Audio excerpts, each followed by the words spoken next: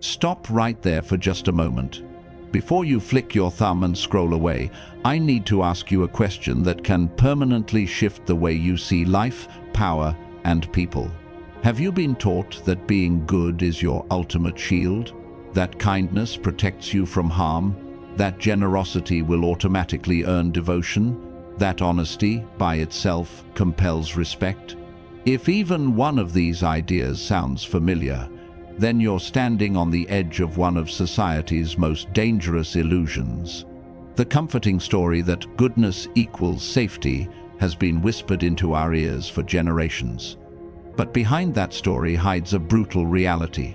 Being good does not make you untouchable.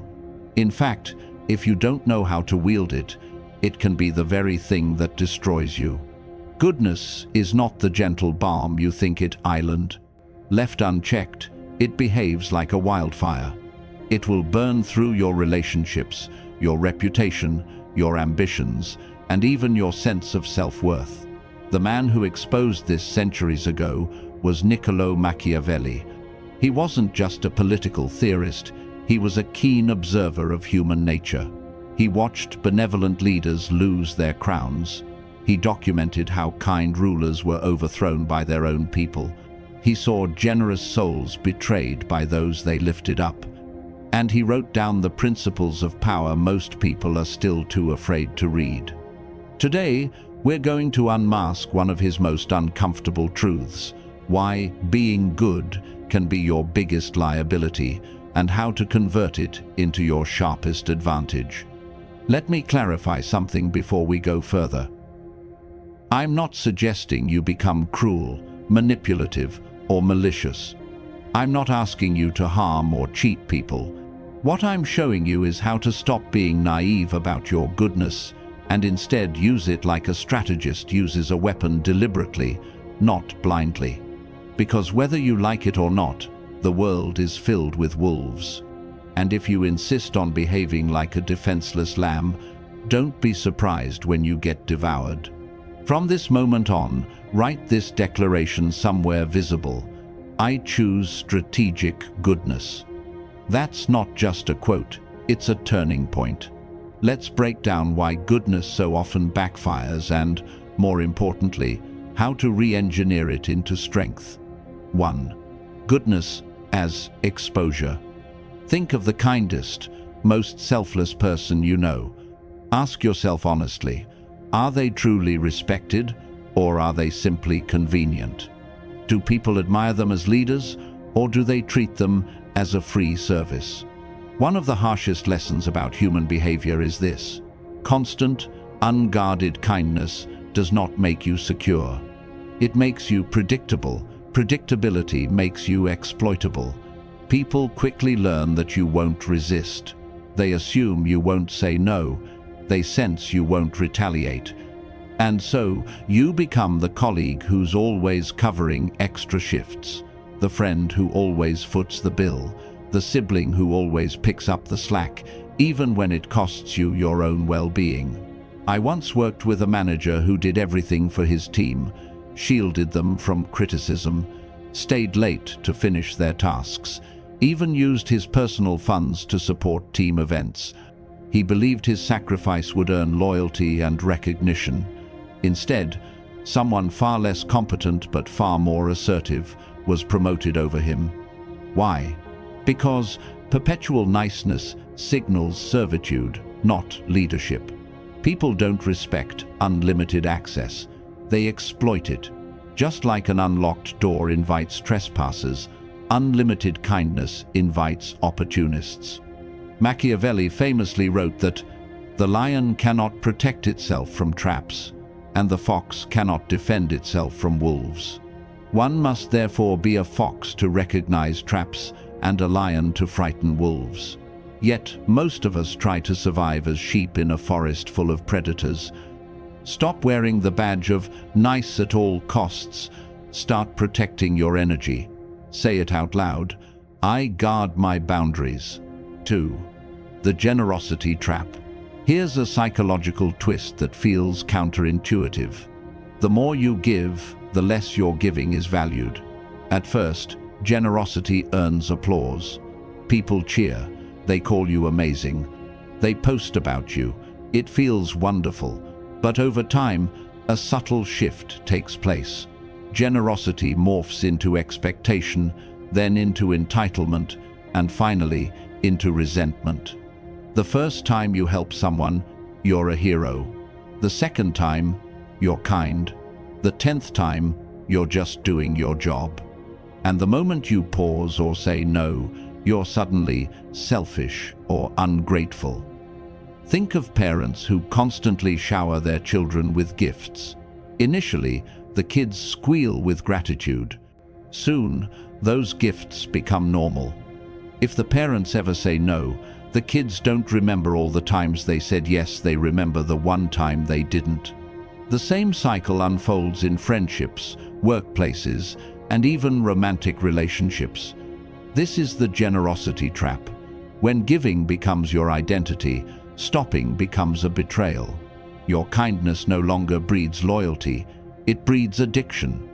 People grow dependent on your help, like addicts on a substance. And like addicts, they become angry when their supply is cut off. Psychologists call this hedonic adaptation. Humans rapidly normalize good things. What was once extraordinary becomes invisible. Your constant yes becomes white noise, but your single no becomes a blaring siren. You can see this everywhere. In the office, staying late every night earns you no applause. But leave on time once and people whisper about your lack of commitment. In relationships, compromise too much and it becomes expected. Assert yourself once and you're difficult. Machiavelli advised that benefits ought to be conferred gradually so they maintain their impact. Scarcity creates value, endless abundance destroys it. Repeat this to yourself. I give with intention, not compulsion. 3. The mask of virtue. Here's a reality most people hate admitting.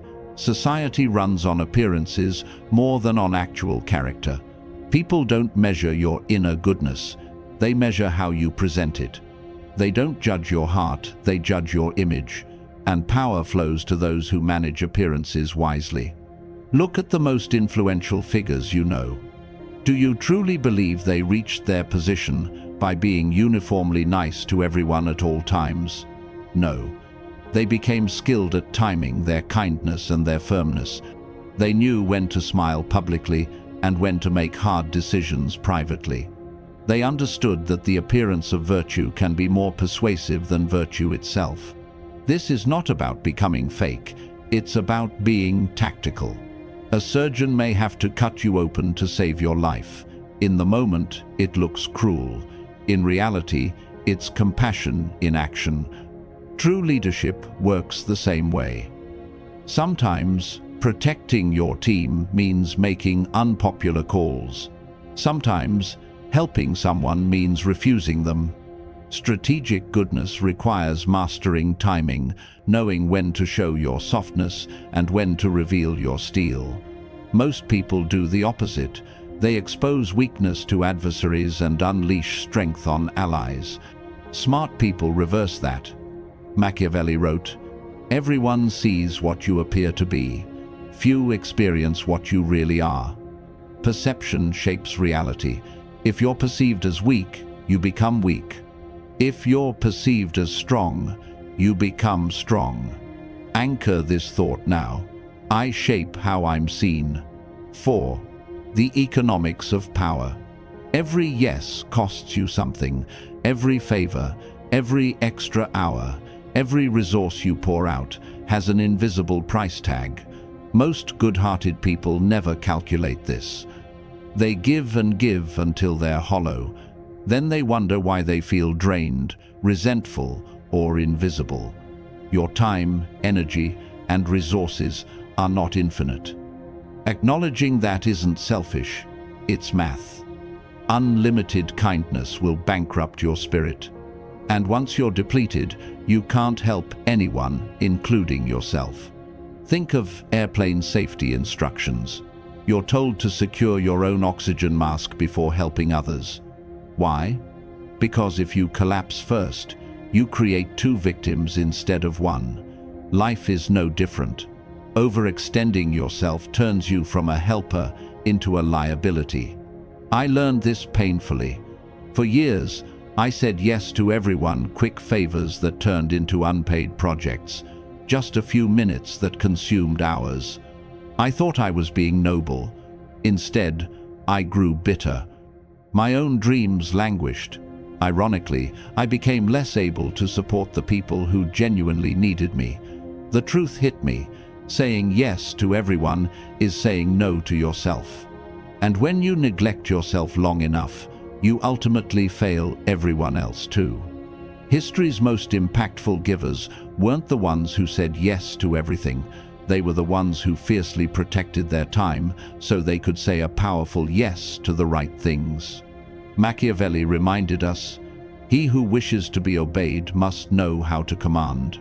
You cannot command others if you cannot command your own calendar, your own boundaries, your own energy. Declare it now. I protect my resources. 5. Turning virtue into strategy. Now that you see the traps, here's the liberation. You don't need to discard kindness, mercy, or honesty. You need to deploy them with precision. Think of your virtues as weapons. A sword left on a shelf saves no one. A sword wielded skillfully at the right moment can save a kingdom. This means your generosity should be intentional. Your mercy should be calculated. Your honesty should be purposeful. Instead of sprinkling your goodness everywhere, concentrate it where it matters most. Help the right people deeply, not everyone superficially. Be exceptionally kind to those who align with your mission. Say no more often so that your yes carries real weight.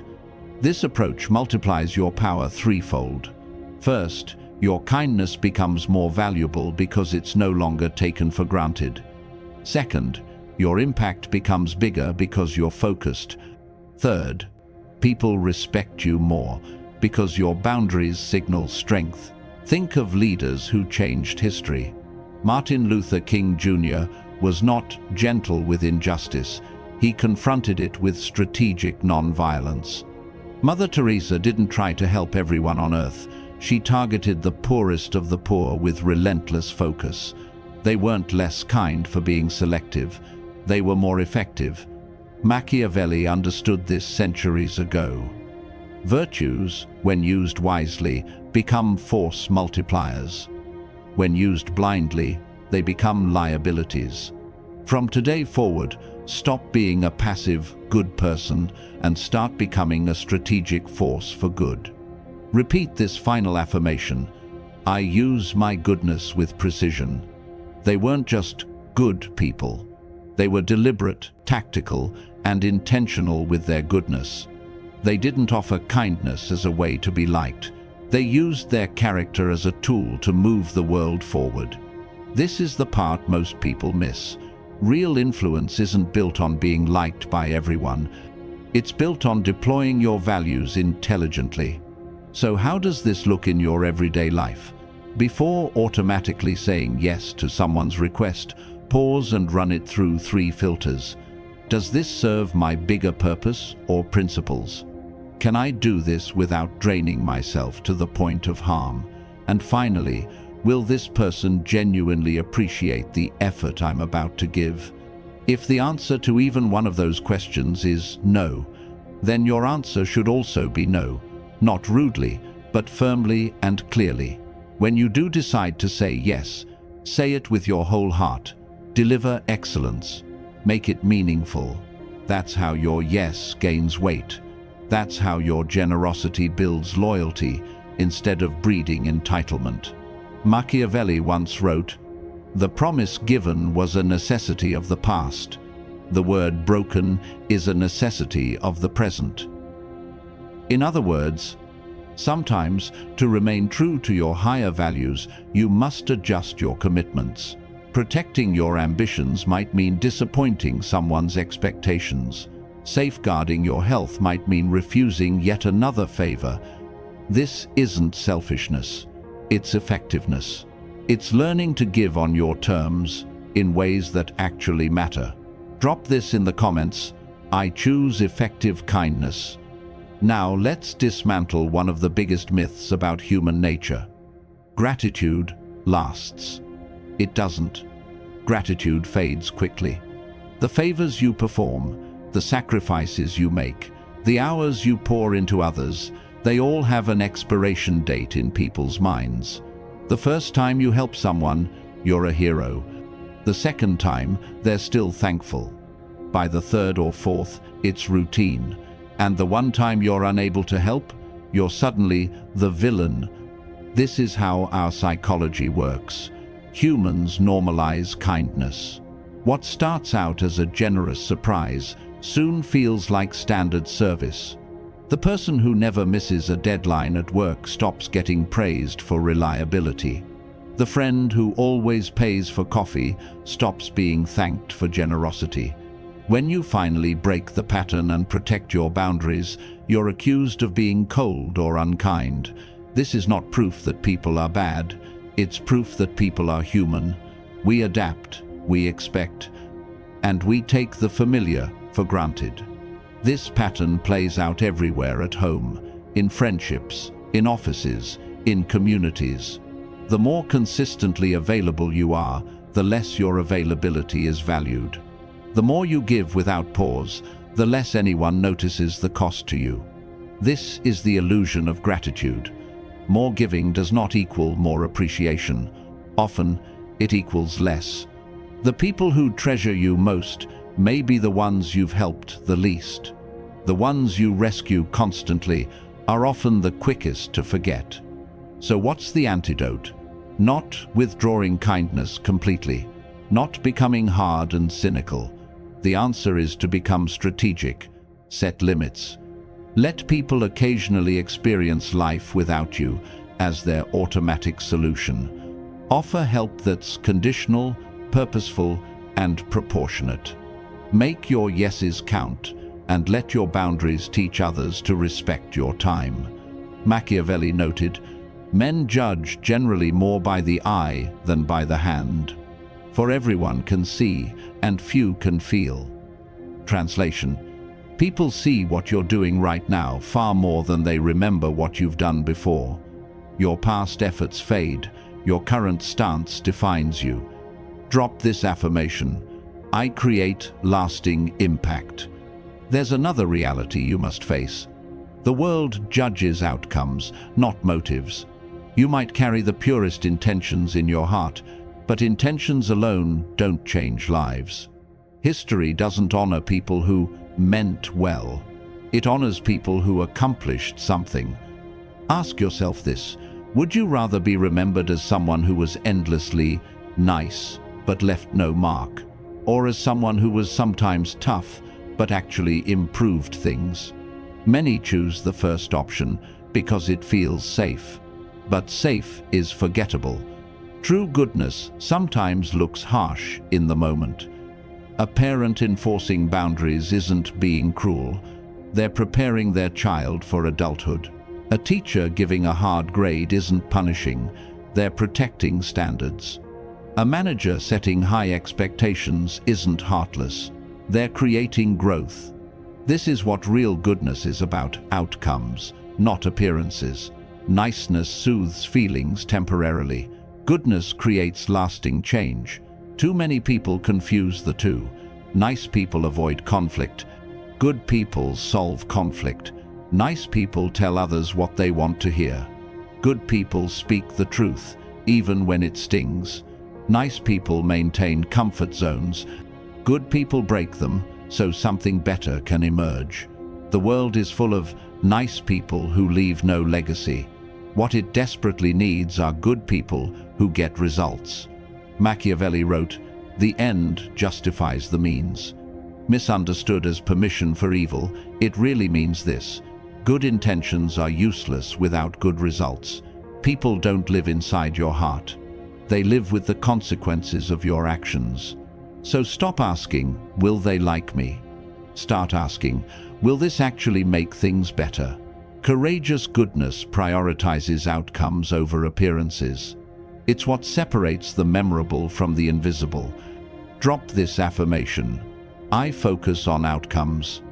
And now, legacy, the mark you'll leave behind. Most people imagine they'll be remembered for being agreeable, pleasant, or nice.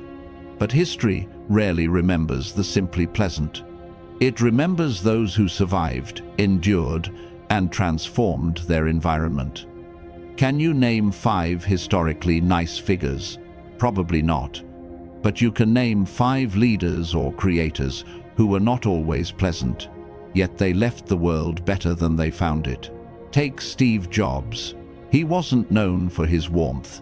He was relentless, demanding, even abrasive at times, but his vision reshaped the daily lives of billions. This doesn't mean you must become unkind. It means that impact, not charm, defines your legacy. Being remembered for making a difference is far greater than being forgotten for being agreeable. And here's the hidden part. You can't leave a mark if you don't survive long enough to make one. Survival in life, relationships, or business requires more than goodness. It requires wisdom, self-protection, and occasionally saying no. The most generous souls can't help anyone if they're burned out or broken. The most honest people can't speak truth if they're silenced. First, you must secure your own strength, then you can lift others. This isn't selfish, it's strategic. It's not about abandoning kindness, but preserving it. Protect yourself so you can protect others. Build yourself up so you can lift others up. Strengthen your own position so you can defend the vulnerable. Look closely at every enduring change maker. They weren't pushovers. They weren't afraid to disappoint. They weren't timid about drawing lines. They knew that real goodness isn't weakness. It's power deployed at the right moment. Machiavelli wrote, "It is better to be feared than loved if you cannot be both." At its heart, that statement isn't about cruelty, it's about respect. Respect carries more weight than affection. Impact lasts longer than popularity. Results endure long after applause fades. You don't have to choose between being strong and being good. In fact, you should be both. But if forced to choose, pick strength first, because strength gives you the ability to choose goodness when it matters most. Weakness, no matter how well-intentioned, only leads to victimhood. We've covered a lot, but here's the core lesson. Goodness without strategy is a trap. It opens you up to exploitation. It drains your resources until you're empty. It creates expectations you cannot sustain. And ultimately, it prevents you from making the very difference you long to make. But goodness with strategy, that's a weapon. It's a shield. It's the foundation for influence and survival. It turns generosity into a force for transformation instead of a path to exhaustion. It allows you to be both kind and effective, both compassionate and powerful. It transforms your virtue from a weakness into your greatest strength. You now know the hidden costs of blind kindness. You see why endless giving creates entitlement, why gratitude fades, and why intentions without outcomes are hollow. More importantly, you've learned how to shift from reactive kindness to strategic kindness, to help effectively, to choose your moments, to create impact that lasts. So now the choice is yours. Will you continue offering goodness blindly until it erodes your strength? Or will you wield your goodness like a skill, deliberately, effectively, powerfully? That decision will shape your future. If this message shifted your perspective, show it. Like this video. Subscribe for more truths that challenge the way you see the world. Share it with someone who needs to hear it. And before you go, commit to this. I master strategic goodness. In a world crowded with wolves, don't choose to be a defenseless sheep. Choose to be a shepherd, not by being cruel, but by being wise. Lead, protect, and influence through strength, strategy, and heart. That is how goodness stops being your weakness and becomes your power.